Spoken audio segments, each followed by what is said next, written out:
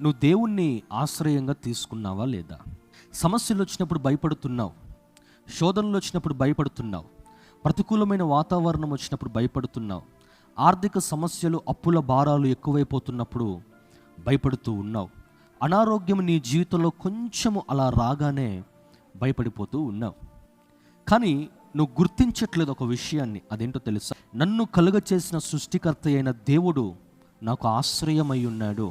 నేను ఆయనను ఆశ్రయము చేసుకుంటే నా జీవితంలో దేవుడే నాకు సమస్త కాపుదల అనుగ్రహించగలిగిన వాడు అని నువ్వు నమ్మగలిగితే, విశ్వసించగలిగితే, ఎన్ని సమస్యలు నీ జీవితంలో వచ్చినప్పటికీ కూడా నీ జీవితంలో దేవుని కాపుదల ఉంటుంది.